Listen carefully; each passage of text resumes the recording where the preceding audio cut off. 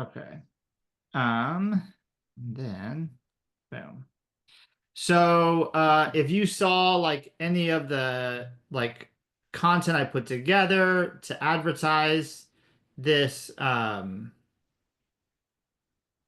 weird. I'm so confused by the recording. That might be fake Ben again, but it might also it says me, so cool.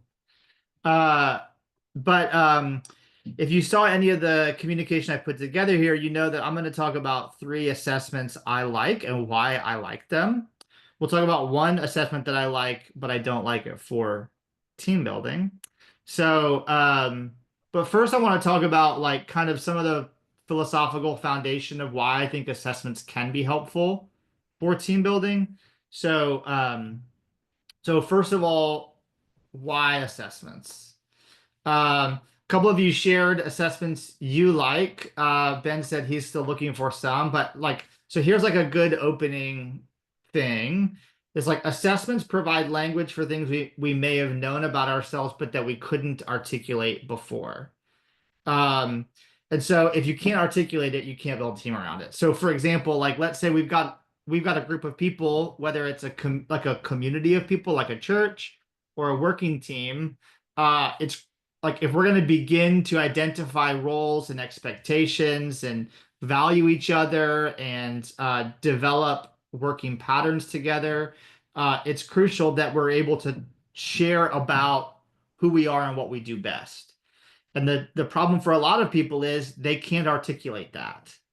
And so when an assessment is working well, someone reads it and they go, yes, that's me. And then they can make that language their own. So conversely, if they can't name it, they can't tell people about themselves, and it's hard for them to negotiate with one another roles, expectations, and like communicate value with each other.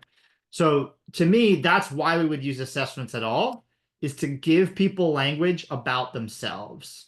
Okay. Um, so that being said, assessments are counterproductive when we use them as labels behind which we hide instead of names that help us be our full selves. So this is where sometimes people will use the results of an assessment as an excuse not to do self-reflection. So rather than looking at themselves and understanding themselves, they'll just hold up the results of the assessment and go, well, this is me. Well, no, that's not you. It might say some things that are true about you, but that those results themselves are not you. The story I tell on this is raise your hand if you're familiar with the Enneagram at all. Okay, great. I was working with a young lady once who was like had like a traumatic experience in ministry, and I was asked by her ministry director to just process with her a little bit how she was progressing through that. And I asked her, like, so did you ever get counseling about this? And she was like, oh, no, I'm an Enneagram 7. We don't do that. And I was like, no, no, no, no. Knowing that you have a hard time sitting with your emotions isn't an excuse not to sit with your emotions, right? But she like used it as an excuse. So I was like, it was a label on her head, like, I'm an Enneagram 7. I don't process my emotions. Rather than saying, I know about myself that I hesitate to do this, so I'm going to lean into it a little more.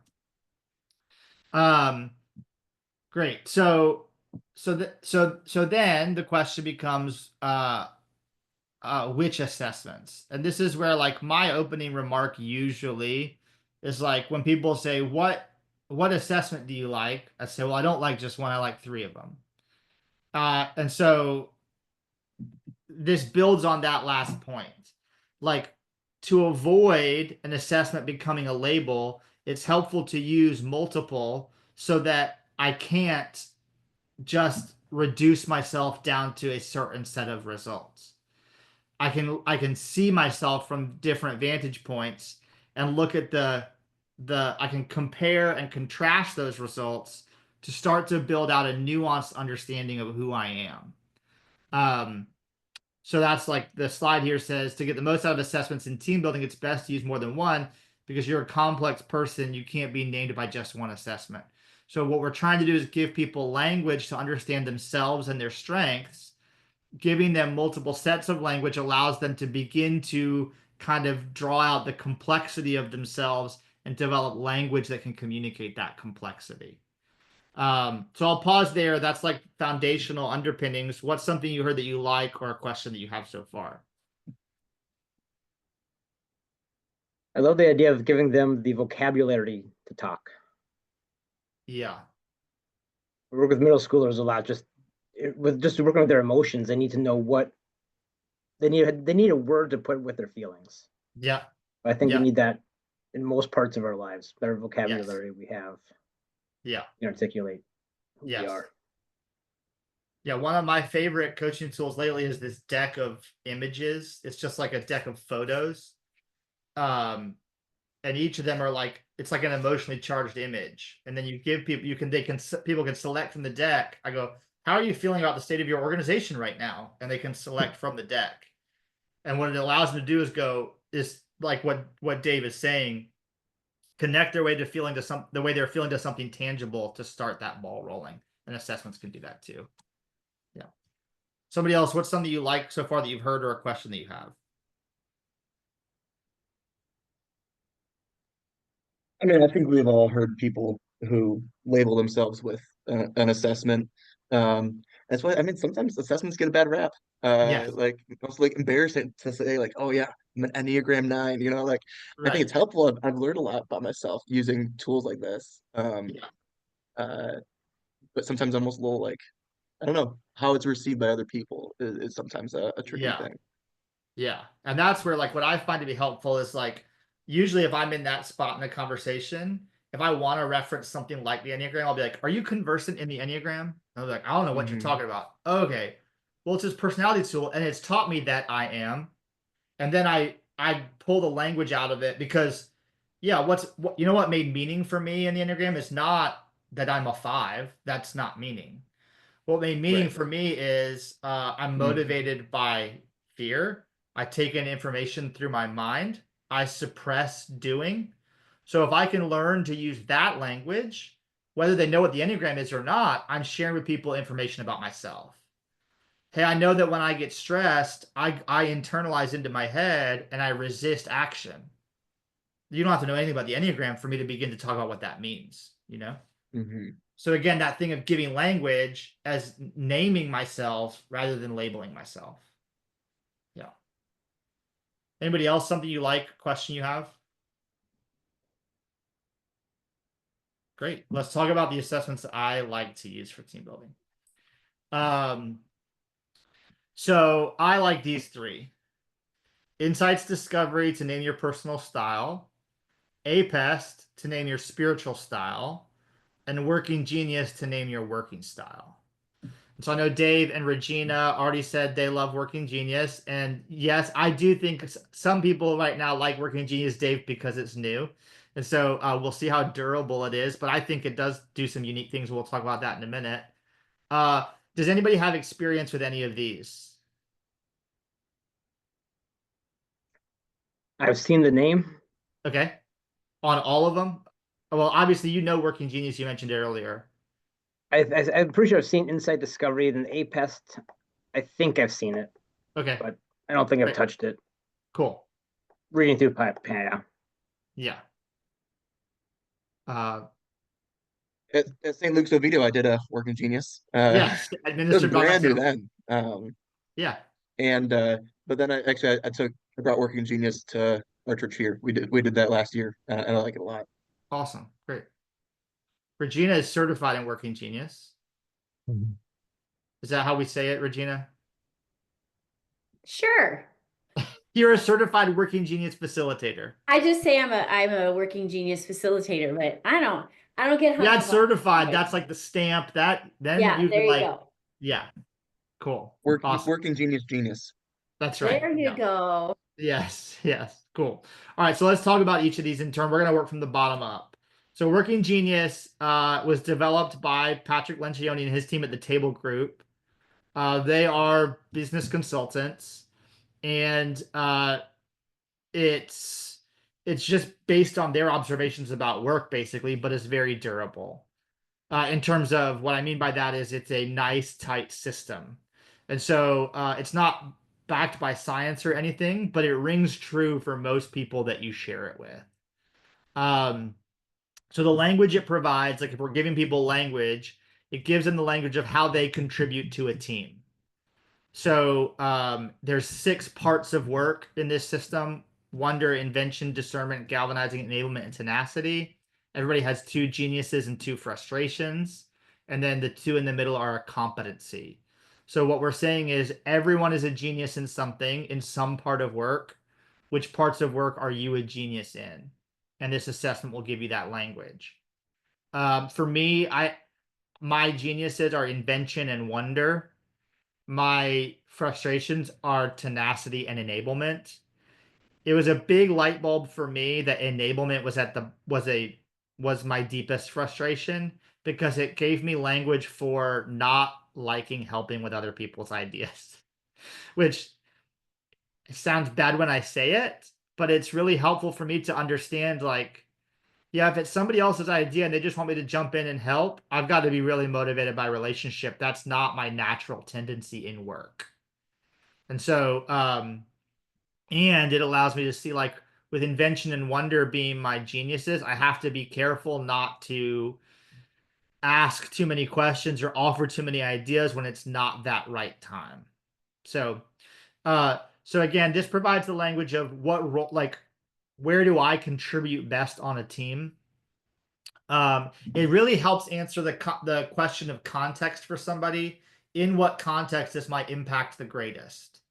And so it can help you identify which roles or which opportunities in work are best for you based on your natural tendency. So I love it because it clarifies roles in a transferable closed system typology. And what I mean by that is this is like those 6 things in the way that Working Genius talks about work, those 6 things are complete. They're a complete set. So closed system meaning this isn't like, oh, these things work, but there's really these other ones. No, this really covers the gambit of work in the way that Working Genius proposes to do. And it highlights overlooked roles and values each person.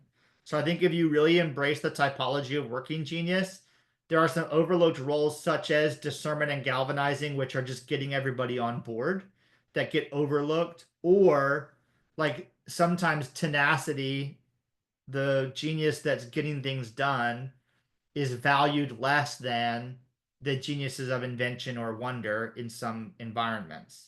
When we can level the playing field by by identifying the role that each of them play, it can really level the playing field on our teams. You can compare this with Clifton Strengths or something like the Kolb Index. I'm more familiar with strengths than the Kolb Index, but so it kind of fits in that world. It's really about work. It's really about work. It's not personality or spirituality, which is what we'll talk about in the next 2. Cost is $25 a person. That's like the retail cost. Anybody have questions about Working Genius? Ben, have you seen this before? No, I have not. I've not seen Working Genius before. I've used Strengths before, Cool. alongside APEST and some of the teams that I'm connected to, but not Working Genius. Cool. Yeah, Working Genius was developed in 2020. It was actually like what the Table Group team worked on when their work slowed down. So when they were not facilitating, they developed this and then released it in 2020. Now there's a book. So yeah, great. Cool. So that's Working Genius. Next one is APEST. APEST is a typology built out of Ephesians chapter 4.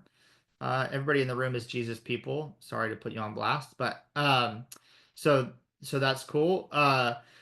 So Ephesians chapter 4, where Paul says that God distributed to the church the gifts of apostle, prophet, evangelist, pastor, and teacher, or pastor could be translated shepherd. So that's where APEST comes from: apostle, prophet, evangelist, shepherd, teacher.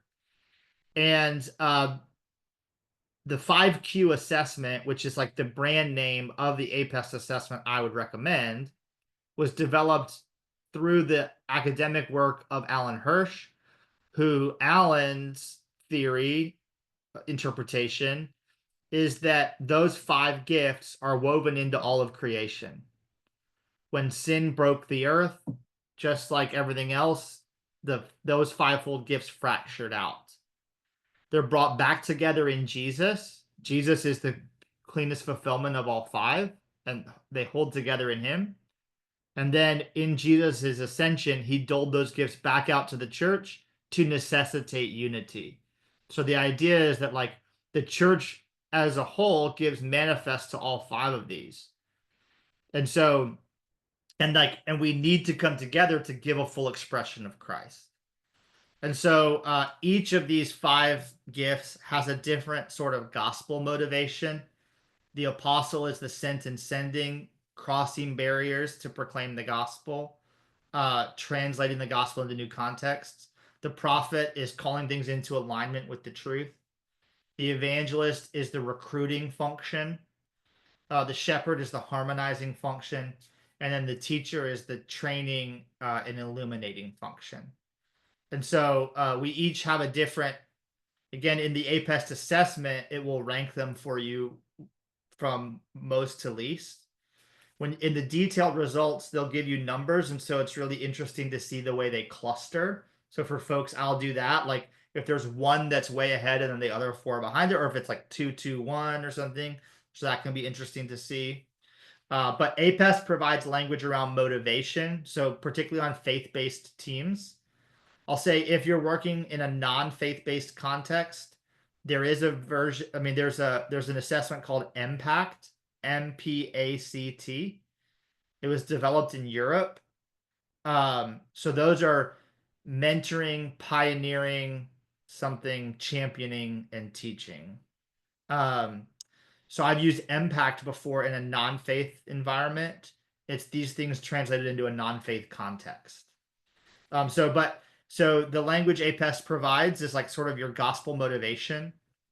A good example here is like one time I was on a missionary team after college. At the time, I had a high shepherding gift. So I liked harmony and peace. I was on a team with a woman who has a high prophetic gift. So for her, it was all about like, let's just cut right to the chase. And we had to learn how to work with each other because we would offend each other or rub each other the wrong way because I was always looking to keep things smooth and she was always looking to cut to the chase. And so an assessment like this can give you language for that. So I say, why I love it, it clarifies how we all come together as one body of Christ, and it breeds respect to create space for the one another's. So that's what I'm talking about with that like shepherding prophetic thing. So it allows us to see each other in the roles that we're playing. I said here you can compare with spiritual gifts assessments because it kind of like in people's minds it's going to fit in the same way. But the reason I like this again is because it's designed as a closed system. Sometimes you'll see people, if you rely on like 1 Corinthians 12 or Romans 12 for an understanding of spiritual gifts, those are more like illustrative lists. And there is a sense in which anything we do can be empowered by the Spirit. These are different. So I would say these are more core functions to what it means to be a part of the body of Christ.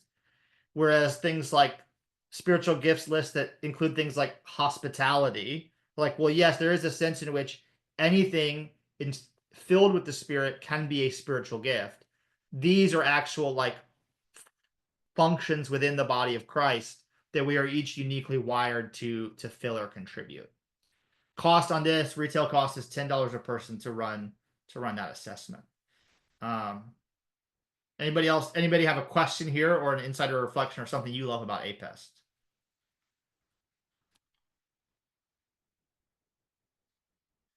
Great, we'll keep rolling. So this is the last one. I put it at the end because it's the most costly. But so this is insights discovery. This is like if you say to me, what one assessment should you run? I'll say I don't want to run one. I want to run 3. Then you're like, no, but really you can only run 1. Then I would say this. Okay. Because it's sort of the most robust. So insights is based on Jungian psychology. So much like DISC or Myers-Briggs, which you'll see there under my compare with. So it's introversion, extroversion, thinking, feeling, and sensing and perceiving. It's Jungian psychology is based on those 3 spectra. So those are opposite ends of a spectrum: introversion, extroversion, thinking, feeling, and sensing and perceiving. Where you fall on those spectra places you in this wheel in insights discovery. So insights discovery is built on 4 color energies. So those are fiery red, sunshine yellow, earth green, and cool blue. And the way those colors are ordered and how many are in inclined use versus disinclined use, meaning they're easy to access or hard to access for you. So the order those energies are accessible for you and whether they're in inclined or disinclined use gives you a type. In the end, the Insights Discovery wheel has 72 types. It's a 72 type wheel. There's 72 positions on the wheel. So when we talk about an assessment giving you language for yourself and not being a label, there's a lot of granularity in the report. But at the same time, it boils down to these 4 color energies, which are very memorable and transferable. So and simple and memorable. So what I find is like comparing with DISC or Myers-Briggs, again, DISC and Myers-Briggs are based on the same psychology, Jungian psychology.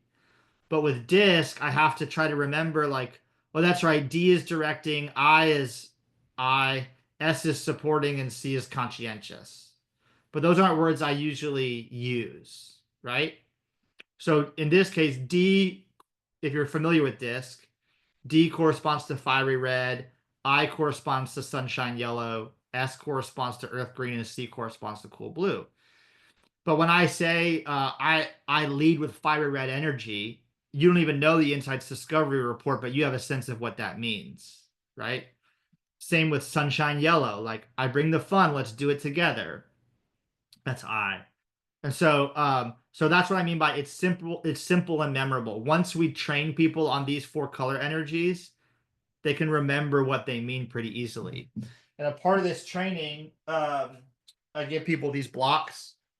And so I worked with a team actually like for the Florida Georgia district, and I gave them these blocks, and it was really exciting. I was back a year later, and they still had them on their desk because you can take these apart and put them in the order of your color energies. So and then you put it on your desk, and when people walk in, they remember how to deal with you, right? Okay, how to communicate. So that's and so that's where it quickly develops shared language for common interactions. So what that means is like fire red is be brief, be bright, be gone. That's like kind of the motto of fire red energy. Whereas earth green is show me that you care. So like actually I just had a conversation with my wife before this where she called, she's out of town. We were connecting. I connected. She leads earth green. I lead fiery red. And I was like, okay, well, I'm going to eat lunch and watch TV before I do this webinar. And she understood right away because she understands that I lead with fiery red energy. And she can receive that, right? So Insights Discovery, the cost, so this has to come through a licensed practitioner. So it's not like something like the other 2, you can just go to their website and buy it. This has to come through a licensed practitioner, which I am one. But I put a range there because you can add multiple chapters. So there's a foundation chapter, which is like the core report, which is like a 12-page report about your type, about your strengths and weaknesses, about your contribution to the team, about your blind spots, about your opposite type. So that's 125. And then there's like a management chapter that talks about how you manage and how you like to be managed. There's a personal achievement chapter. There's a sales chapter. So like that actually talks about where your type is best at each point in the sales process. So you can add these additional chapters on. So that's my favorite for personality. Any questions there? Great. Great. So again, those are my 3 favorites: Working Genius, APEST, and Insights Discovery. So what about the Enneagram? I love the Enneagram. I've read like 7 Enneagram books because I'm an Enneagram 5. That's how I take in information. So why I love it, the Enneagram is is anybody not familiar with the Enneagram? You're like, I don't know what you're talking about. I think you all raised your hand earlier that you're familiar. So the Enneagram is a deeply helpful tool for self-knowledge and spiritual growth. This is my opinion. Among folks who are familiar with it, it can provide deep understanding and appreciation quickly. So if we're both up to speed on Enneagram, I can say I'm an Enneagram 5, and you've got a bunch of information about what you think that means.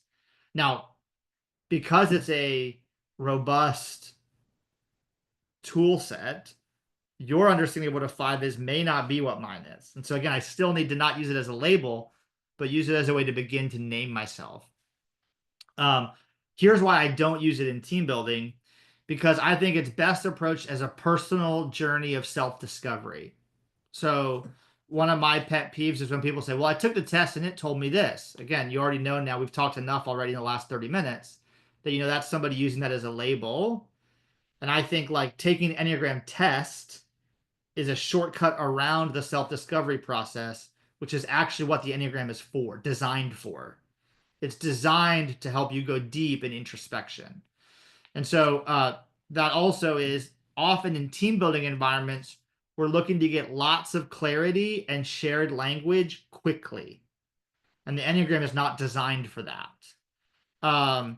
So much of the work is internal, and it takes so long that it doesn't breed the immediate shared language that best aids in team building. What's great in a team building environment is if I can give you a 20-minute training on a slide deck, and now we've all got the same language, we're up to speed on what it means. With the Enneagram, I can introduce it to you, then you're going to need to go away for like at least a week and think about that and reflect on it to discover what it means to you, and then come back and try to articulate it. And so it's not as great in a team building environment. Cool. Great. So, okay, now we've talked about those. How do we actually use them to build team? So I'll talk about that for a minute. So this is a piece of a tool called the Clarity Spiral that was developed by Will Mancini and Dave Rhodes. It's a part of a broader vocational discipleship curriculum they developed that I've used a lot and I've been trained in. But essentially here what we're saying is to get clarity on anything, we end up going around and around in a spiral. And you can think about that like drilling down to the core of something or ascending to the peak. That like getting clarity requires multiple passes as we gain more information. And so as we drill down deeper or ascend higher in that process of clarity, we go through these 4 steps. Like we kind of pass through these 4 passages. It's inventory, interpretation, inscription, and implementation. So where that applies to using assessments is, so you take an evaluator or a questionnaire and it produces a report. That report has now given you an inventory of information. And so you've got a bunch of words on a page, for example. The next thing I'll usually have people do is highlight what's most resonant on that report. And sometimes underline or put a question mark by the things that they're like, I'm not sure about that. So what we're starting to help them do is filter out what they want to claim as true. Because if we're giving people language, we don't just want to give them a whole report and go, okay, this is you. What we want to say is, this assessment seems to indicate that these are some things that are true about you. What do you agree with and what do you disagree with? That's the process of beginning to claim the language and make it your own. That's the inventory interpretation. And then inscription comes when we have them verbalize or write down what they want to say out of that. So usually what I'm doing is I give them a report, I have them highlight what resonates, cross out or put a question mark by what they're not sure about, then write down one sentence or something that they learned from that, one sentence or a couple of sentences that they want to take with them from that report. And so that inscription is kind of like planting a flag in the ground to say, this is what I'm going to say about myself based on what I learned from this assessment. I'll tell people when I'm facilitating, like, you can copy the sentence directly out of the report if you want, right? That's okay. But in the process of writing it down, you're making it your own. So that's inscription. Then implementation comes when we start to use this information in the way that we work or communicate.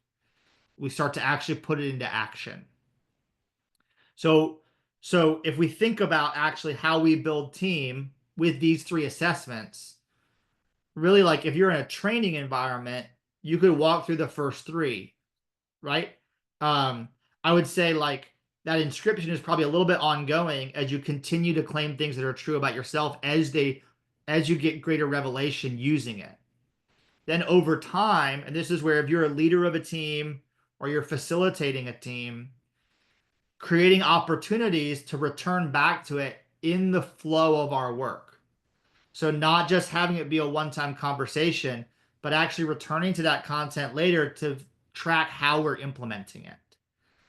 That's going to help us continue to use it to build team. What do you like about this, or what questions do you have?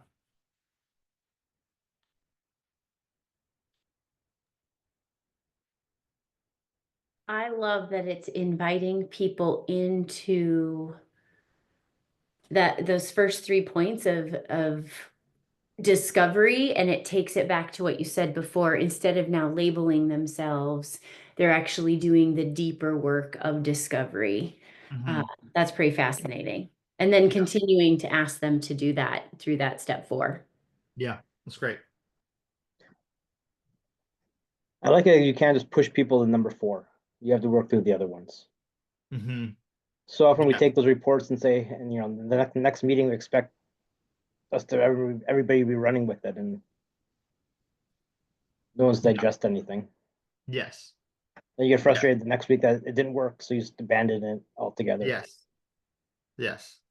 That's good, Dave. Thank you Incredible, for bringing Dave, it up, 'cause because that's actually like a teaching point I usually make that I forgot today, which is we usually try to jump from 1 to 4. And so you read the report and you're like, great, now I'm going to change everything about my job description. But we didn't take the time to actually mine out what's really us. Yeah. Dave, I have the opposite tendency, in which, knowing my working genius, boy, frustration is tenacity. Oh, I'm kind of okay letting force slip away sometimes, to my detriment. Yeah. I'll talk about it, we'll think about it, and then the implementation is where I'll falter. Yeah. Sure. Cool. Any other thoughts or questions here about the clarity spiral? Great. There's a lot more to this. There's a little tiny book if you're interested in the clarity spiral itself, about the clarity spiral, so you can find that on Amazon. But all right, so then usually what I'm doing in a team context is, and this is one of the handouts I'll send you, is basically this on a sheet of paper. But what I'll have people do is we do that inventory, interpretation, inscription, and when they pull out that one sentence, I'll have them write it in each of the circles. And then it's, okay, now can you synthesize those 3 things into one sentence that names the overlap? And that's where, like, you might find somebody who has the same APEST ordering as you. I mean, you'll definitely find somebody who has the same APEST ordering. Whether they're all in the same measure is unlikely.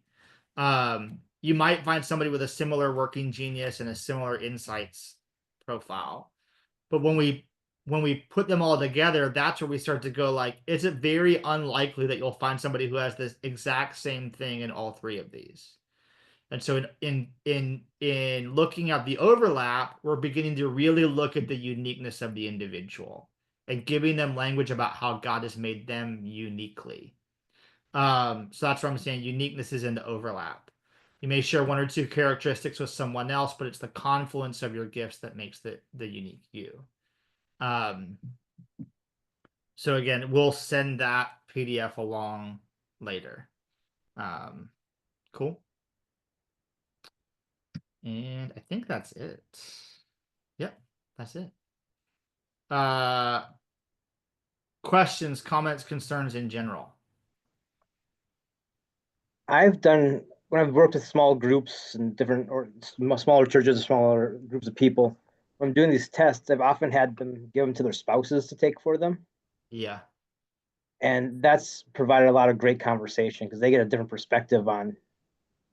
We all put a face on or a mask on at work or meetings and stuff like that, but our spouses see who we really are, and that's created some great discussion.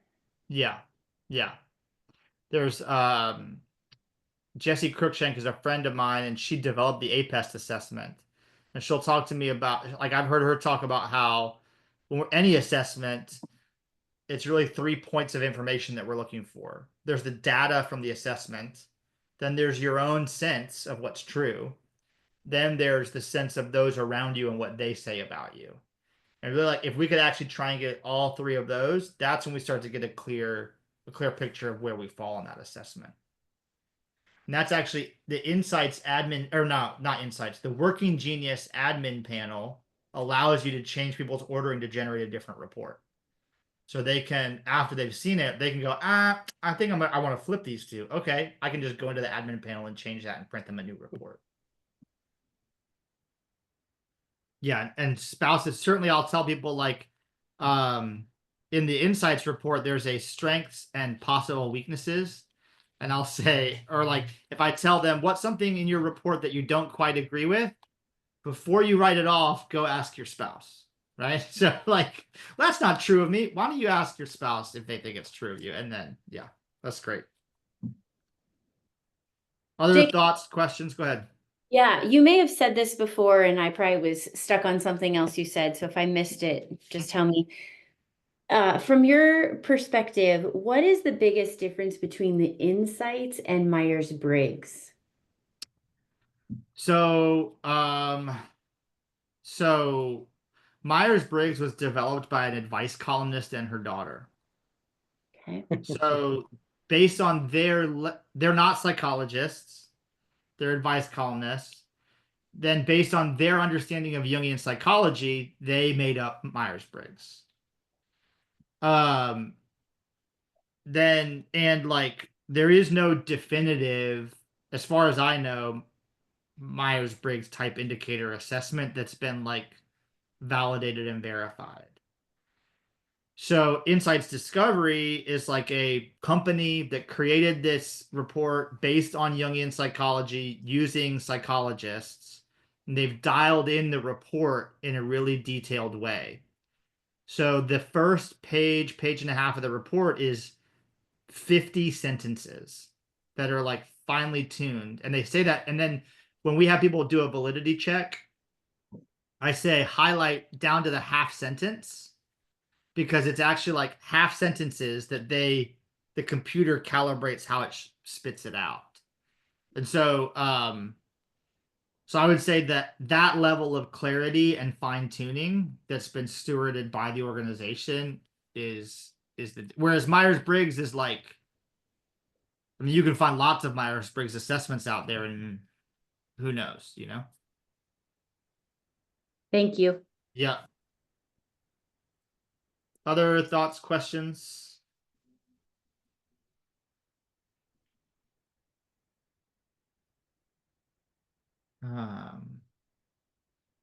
Just see if I can show this report to you because I love it.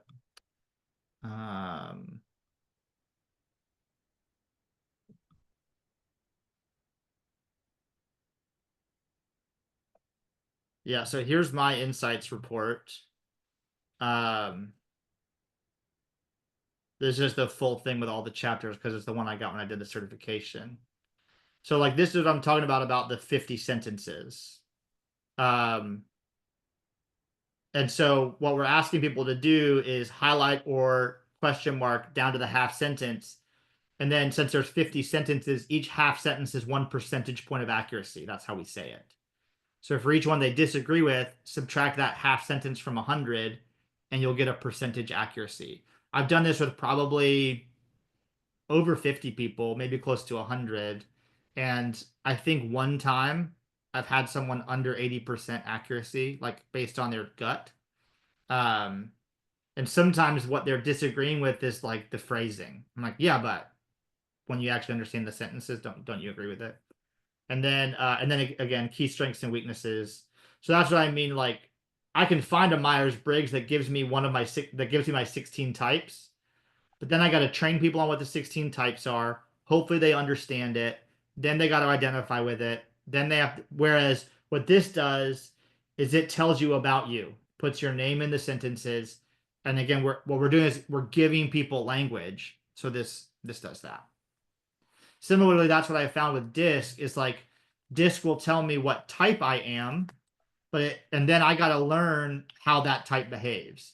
What's great about Insights Discovery is it just produces a report about how I behave, and I can start to work with that language to discern what's true about me. Any other thoughts, reflections, questions? Well, No, thank you. I had a question. Well, as I mentioned, implementation would be the hard spiral for me. Um, in what way is implementation not? I think to me, when I'm thinking about how to do the implementation step, it sounds a lot like the labeling, right? It's kind of returning to it, uh, um, just referencing the language. I don't know. I don't know. I guess maybe if you could flesh out a little bit more about what that might look like. Yeah, so what I would say is like, so like what it would be is as we like, let's say that like you're on a team in a church with a staff of about 5 people or something, right, Joel? About 10 or 11, Okay. but yeah. But like when you did Working Genius, you did it with those 10 people or whatever. Yes. Yeah. So let's say that you have a regular staff meeting weekly or monthly. Mm, What it is, it's like as we approach a project, when we begin the project, we pull out our understanding of Working Genius again. And we have we mm, map out the working process by those stages of work. And then mm, if we want to do some additional self-discovery and team awareness, we start to say, hey, which part of this process are you most excited about? Which part of this process are you least motivated by? And we start to share that language with each other so that the person on your team who's hyped about tenacity understands why you won't return the email when they ask about how to execute something. And so that's what I mean by implementation is we're starting to understand the actions of one another. And then what you're doing in that environment is you're giving permission to that coworker to hold you accountable to replying to the email. Or saying, or letting them off the hook to not email you. So like because you're not going to return it anyways, and you're like, you know what? When it gets down to implementation, you just do it. At that point, I trust you. Versus a person who has a high tenacity genius is going to assume we all want to talk about how it gets done. But actually, I don't care how it gets done. That's why you're on the team. I trust you to get it done. Um, I've started working with a friend of mine who's a part of our church. In my role with Forge America, a role came up for her to fill. And the other day, she was like talking about sending an email to a bunch of people that was likely to solicit responses and questions from them. And she was like, I can CC you on this, but I'm assuming you probably don't need me to. I was like, yeah, I don't need you to CC me on that. And then I was like, I'm really grateful that you're so good at being a point person. That's actually really rare.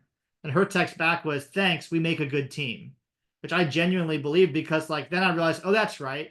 Just like I don't want to respond to 15 emails, she doesn't want to come up with the plan that I came up with that got us to where the email was getting sent. And so understanding that about each other helps us to value each other better. So that's an implementation thing in my mind. mm. Starting to draw the connections between what's true about ourselves and the work that we're doing together. Does that make sense? Yes, it does. Okay. And I think that's most clear for me in the Working Genius. The other ones may feel a little bit more. Well, I'm also less familiar with them though, so that might be Yeah. Yeah. there. And that's why I would say like it's not just returning to the tool to double down on the definition.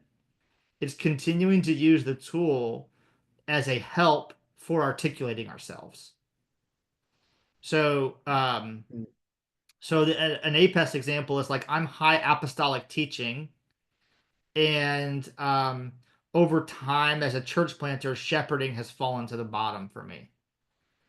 And so like what that's helpful for is like being able to see when I'm getting too far ahead of us because of my apostolic gifting. And then remembering that like I need to sit with people longer than I think because my shepherding gifting is low. Or thinking about who are the shepherds that God is putting around me who can help maintain harmony while I charge ahead. And that's another implementation thing, a way to talk about an initiative or a vision or a plan, to think about it from those multiple angles, to think about, okay, who's going to own this piece of it and who's going to own that piece of it based on our giftings. Is that helpful too? Yes. Yes, that is. I mean, I'm least qualified probably in the room, but one of the things that's been helpful to me just in the implementation of the APEST piece, because that's the one that I've utilized the most, is realizing that I have a tendency to curate environments that give preference to a particular voice. And so in initiating those conversations, how can I give first preference to the voice that wouldn't typically be the one to step to the forefront? Yeah. So where we would typically be in apostolic or prophetic meeting environments, I'll ask the shepherds first, hey, what do you hear when we're talking about this, to kind of front load those voices that are often marginalized. And that's been super helpful for me. Ben, you might be the most qualified in the room to talk about 5Q, because I think you guys are most connected to 5Q more than me. This is a great book that has specific exercises around APEST, activating 5Q, a user's guide. Like what Ben was just describing I think in here is addressed as thinking hats. So like, let's approach this question from a shepherding mindset. Let's approach this question from a prophetic mindset. And I understand how, Joel, you're saying that might sound like the using it as a label thing, but I would say we're using it as a framework to help us put language to what we're thinking or feeling. And that because we don't stay stuck in the label, we use it as a starting point for the conversation. Yeah. Other thoughts or questions about anything? I've got some middle school confirmation students about to head in my office. They're standing Cool. outside my door. Great. So Well, thank you guys for being here. Yeah. thank you, Jacob. Yeah, absolutely. So I would love to run this with your team. If you've got a team you want to run it with, I'm Jacob at claritynavigator.com. You'll probably hear from Farah at claritynavigator.com with some follow-ups from here. If you have any questions, reach out to either one of us. We're happy to connect. Thank you. Thanks, guys. Have a Thank great you. day. Thanks, Bye. man. Mhm. Thanks much, Jacob.